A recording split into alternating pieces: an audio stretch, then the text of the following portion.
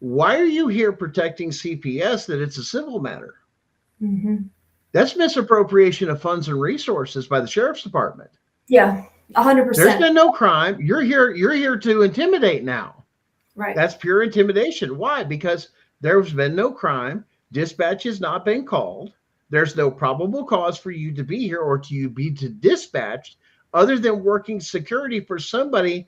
And on top of it, this is the disgusting part, especially Blunt, all you sheriff's deputies out there, especially Blunt County, listen real good. When you watch these CPS workers break the law, such as questioning somebody on private property or trying to get into somebody's property, under your damn oath, you're supposed to put the handcuffs on them and arrest them right there on the spot because you have witnessed a crime. Asking people questions on private property is a form of seizure under the Fourth Amendment case law. Doe et al. Versus Heck et al. Very clearly, and it deals with all governments. You cannot ask questions. This is why you're supposed to say, "We'd like to ask you some questions and take you downtown." But you notice they Right. quit doing that, right? So when Yeah. these deputies do this stuff, you violated your oath, but you also committed a felony because now you're aiding and abetting, especially with the one that showed up at my door on January or July 7th of this year, beat on my door, open my door. Can I help you? You need Wow. to talk to her, which was another CPS worker come to harass us because we filed our federal case. And I go, Right. so you knocked on my door in your official capacity and power as a sheriff's deputy to force me to speak to this person, which on my private property, which then Mm-hmm. began to ask me questions and everything else recorded, committing felonies, and you stand there with another deputy and two caseworkers, and you didn't protect the people that you were elected as in the sheriff's office, that the sheriff failed to have his deputies take in what? Protect the people that elected you. That is called violation of your oath, Mr. Barong, and Right. improper training. Because we know that you're following an unconstitutional order from the state saying you must protect these people.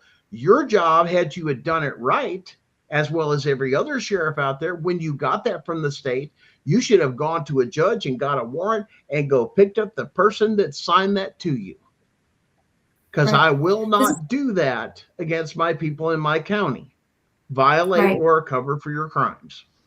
And this is where the legislative branch at the county level comes into play, because as we're going around this country putting all of the county commissioners on notice, that's what we're telling them. You are continuing to pay the sheriff's department and the deputies Mhm. to go out. And that's one of the things that I bring up regarding the family side is every time you have a law enforcement officer that is accompanying CPS to go and unlawfully remove children from loving, healthy, fit parents, when there is no evidence of abuse, there is no emergency, there is no compelling state interest to remove these children. You're paying them to do these things. So once we put them on notice, it's going to be so freaking easy. This is why we're Well, setting. yeah, to do that, but to turn around, these are Article. Did I freeze? You froze.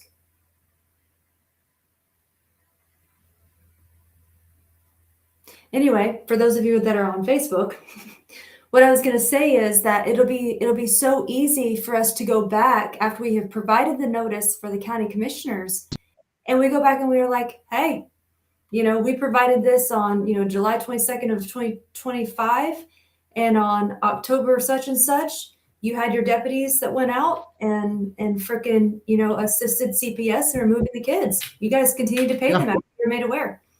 Sorry, I was still talking Well, to yeah, Facebook. Came back on. well, yeah. Once again, we had that. We're touching on a touchy subject here, and they don't like that. I Uh, don't know if we're what wrong. once it comes down to those particular things too, is you're looking at criminal activity. Your officers are witnessing crimes, participating in a crime. The judge can say present them to the court or do this, this, and that. But if they're secured in their home with the Fourth Amendment, and you go into that house with a court order, an Article 4 judge doesn't have the power to enter the home. Right. There's the other issue that these officers are ripping these kids of saying, Your Honor, That order was given by an Article 4 judge. An Article 4 judge does not have the power to do that within the courts. Why? Because Congress has not given them that power. Right. The state cannot give that power away to that. Only an Article 3 judge can say enter the home.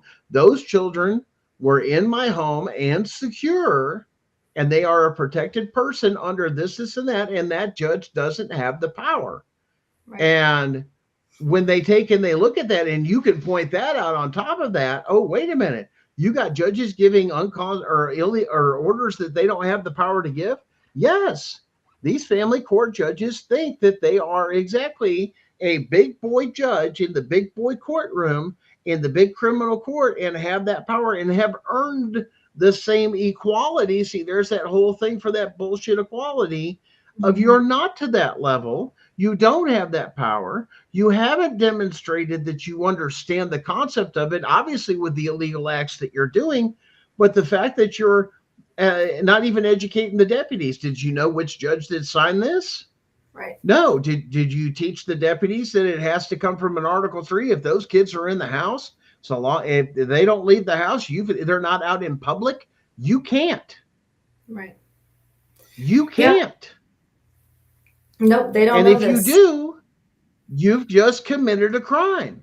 And when you articulate that way, oh, wait a minute. Yes, you've got family court judges saying, I'm having CPS remove the kids. Well, we have a court order to remove the kids. So the kids are in the house. Mm-hmm. Kids are on my property. You can't. So long as it's here, I'm secure under the Fourth Amendment. And when you turn around, once again, because they'll keep doing that stuff back and forth, to cover each other. Of course, they're not going to take it and look at it from a constitutional perspective, but they should. They're required to. It's part of their oath. It's part of their insurance, everything else, but part of the class. But then it goes into, are they getting paid training to properly say and think, instead of being a robot as a deputy, to turn around and say, is this constitutional what I'm doing? Right. Because they're not even asking that question. They're just doing what they were trained to do. And like you said, you've got other, people in law enforcement that have come forward here in Blount County, here in other counties and everything else of saying, listen, man, I wasn't going to follow an unconstitutional order, but at the same time, I sure as hell wouldn't want that happen to me. Yeah. There's the other thing. These people that are doing it, even these caseworkers, and none of them, of course, they don't have it. Most of them are snot-nosed kids that don't even know what it's like to sit with a baby, to raise a child, and raising 3 kids. You have no idea. You look at some snot-nosed 25 or 28-year-old, caseworker or this and that. Well, we've got this little girl, little boy. You ain't got a clue what it takes to raise anybody. You ain't even raised your damn selves. Yeah, a lot of times. And every time you go through it, or you get some older lady that comes through that, man, she believes everything's for the state, and her political views line up with socialism. 100%. People that serve in our government offices and our government capabilities should be 100% American bred through and through. Socialism is illegal in this country. Matter of fact, there was just something passed in Congress making socialism, calling out socialism as being illegal in our country. It's now, I believe it's going to become a criminal act. So if you've got socialist points of views and this and that, it doesn't line up, you got a problem. Yeah. But, what did you think about that song? Did you get a chance to hear that song that was played? I get it was a little rough. But what did you have? No, it was good.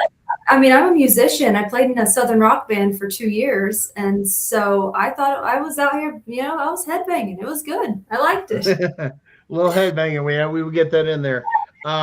Guys, like I said, so we're going to wrap things up. Jessica, where can they find, I know with everything that you've got going on, you've got an organization, so on and so forth, and then connection ties here to Blount County. What are some of the ways that they can take in, the audience can take and get a hold of you?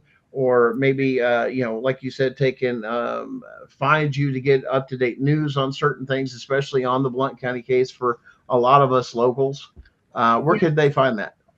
So Facebook right now, I have not posted that video for Blount County on TikTok, but I will Facebook, TikTok, it's just my name, Jessica Saxton. Justice Without Limits .org. That's the website. I have scammer accounts, guys. They're not mine. They're other people that are pretending to be me. But if they don't have 50,000+ followers on their account, and if they don't have 14,000 followers on TikTok, so 50,000 on Facebook, 13 on TikTok, it's not me. So make sure if people are pretending to be me that you check it. They will ask you for money, for donations. I do operate 100% on donations, but I don't ask individuals for money. So if you get these messages, know that it is not me. And then Justice Without Limits, that's our website. And I say our, when I say our, I mean we the people.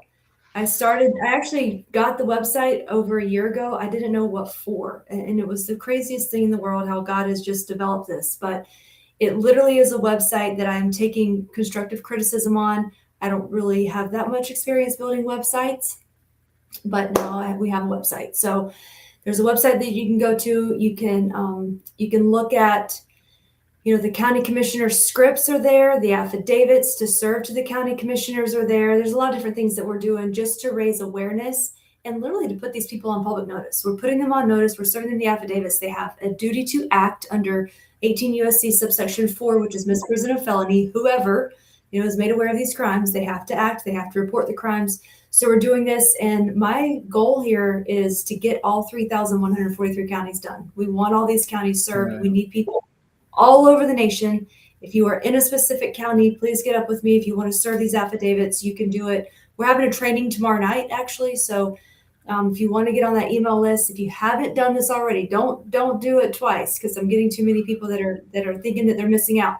If you've already gone onto the website and you have joined the movement, just join the movement, fill out that form, and I'll get you on the email list, and I'll email you a Zoom link. We're having training tomorrow night. So.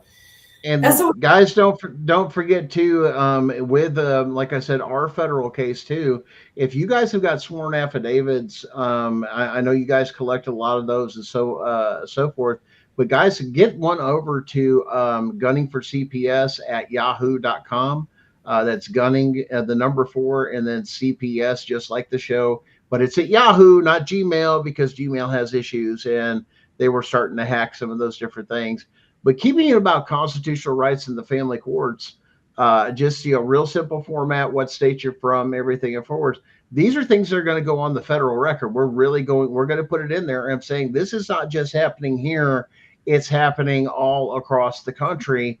But once again, there's different methodologies. Ours is an actual court case, and like I said, that with what you guys are doing, Jessica, it's more of putting them on the public. Once again, working in different avenues, because we all can't do the same thing. We got to attack it from multiple angles, and we're only one person. We can't do it all. But guys, don't forget those affidavits to get those in. We're still collecting those. I know we've kind of taken a break with things, but we've just really been hitting hard with some of the things there. And Jessica, I want to thank you for coming on tonight. It's been a great pleasure. And Blount County, just the ability to give Blount County a voice, especially those that have been abused, taken advantage by several of the state actors that we've included, as well as multi-state actors, I guess you could say, because it's not just one state, of how they network this corruption. This is a national problem. And this is why CPS needs to be abolished. The court systems need to be going back to exactly what they were designed, 50-50, before, after, keeping it simple. We have law enforcement for this, guys. Once again, we're not saying leave the children unprotected, but if there's been truly a crime, meet the criminal standard and then prosecute them to the fullest extent of the law. And I know Blount County has been frustrated with some of the judgments that have come out with some of the teachers and so on and so forth that have been found guilty of doing sexual crimes against children, inappropriate touching, so on and so forth, let alone the amount of sentencing that they do. Well, and I know that the district attorney's office has said, well, we'll have to go to state legislators. That's one thing legislators need to look at too, is these crimes for actually doing it, where they have true hard evidence of them harming children and abusing children to the fullest extent of the law. Repeat offenders, yeah, but the other thing we've got to look out for too is when some of these people get power, and we got to understand that too, which is why the standards for the criminal court is so high. Watching out for corruption, because people will frame you, including people that will work together in a RICO sense of the district attorney's office, failure to investigate crimes, the sheriff's office, failure to investigate crimes, all these things. Why? Because they're covering up the system, because they all benefit from this. Anybody that's involved in county resource of some sort or state resource, they all financially benefit from it. And it's not about, this is supposed to be a burden upon our society or anything else. It's not supposed to be a profit winning thing. And like I said, this is understanding you're glorifying, especially with child abuse and so on and so forth, those type of things, you're glorifying it by making it and accusing everybody of it to make a paycheck. And we're saying that this is a new norm, that we have that many. And for 50% of the children in Blount County, Tennessee, to be in foster care, it shows a huge red flag for corruption. And all the markers are there, Jessica. I mean, and you know that, and most people just, I can't take it anymore. But somebody's going to have to stand up and do something. Somebody's going to have to speak for the children. Somebody's going to have to speak for the families that can't, the families that are so broken because of these court systems, that I've literally seen these court systems try and tear families apart over false allegations and everything else for them to make money, and then cause divorce to go through the divorce court because it makes more money for the same system, especially here in Blount County. This is all about them getting rich. And if anything, this should be the scourge of our society that we even have this, but to glorify it and make it such a big issue where it's not is almost utterly disgusting. We shouldn't be glorifying this stuff. We should be looking down our nose. It should be the scourge upon us. We should do better as a community, as a society, as an individual, to not allow those things to happen. But I think the one important thing is that we got to point out too, it's not up to the responsibility of the government. It's up to we, the people. It's us. That's where the power lies. You said someone needs to speak up, and I'm sitting here like, yeah, it's us. It's us. Yeah. Like, we are the ones that's why we're here. And get this Absolutely. done. That's why I keep encouraging people, don't be silent anymore. If you're silent, they're going to win. You're literally, if you forfeit, if you stop talking, if you stop exercising your power that has been granted to you. Remember, the Constitution was put in place to protect the people from the government, not the government from the people. It was meant to restrain the government, not to restrain the people. So we need to start acting. Jessica, as our authority. Let's just keep it rolling, keep it going. Thank you. Update through Blount County, Tennessee, and we'll catch you next time. Thanks again, Jess. I appreciate it. Have a great evening. Talk with you later. Well, guys, there it is. Names are named. It's out there in the open. Mass corruption. If you're here in Blount County and you know all this stuff's going on, it's time. It's time to come together. It's time to speak out. It's time for your voice to be heard, not just in Blount County, Tennessee, but a lot of this people are saying across the country. That story sounds just like mine. Well, guys, it's time to come together with the people of your county and stand up. Go follow me on Facebook. It'll be at the closing credits this net where you can get in touch with us. You can send us letters. You can send us emails, so on and so forth. All those things to reach out to us. Guys, stay strong. Love on each other. Just remember, you're not the only one going through it. And remember, you got to make a choice. Regardless of what comes against you, you still have the power of choice that can never be taken from you. And choose that I won't stand for this anymore. Our voices are being heard, and it's about to all come down. And yes, we're looking forward to Canada having their revolution up there with everything that's going there, John. Absolutely. Guys, thank you so much. Join us again next week for another edition of Gunning for CPS. Have a great day, guys.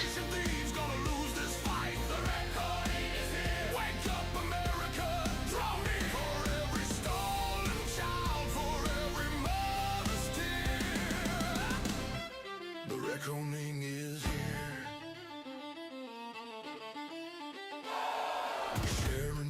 black stone when Kentucky crossed the line.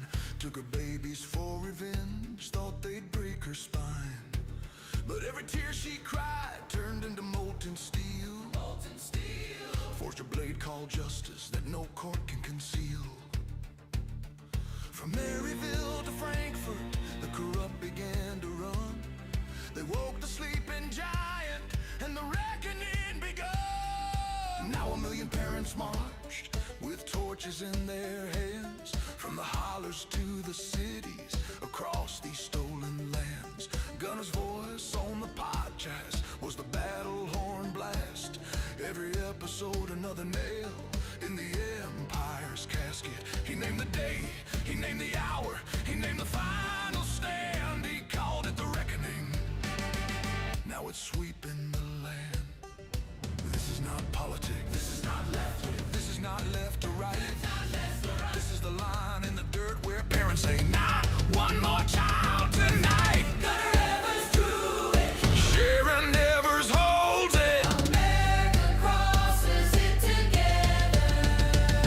When the last courthouse falls and the last black robe burns, when the last caseworker flees and the last stolen child returns, we'll raise a monument on the ashes of their throne, carved in Tennessee granite with these words alone. Here died tyranny at the hands of a dad and mom.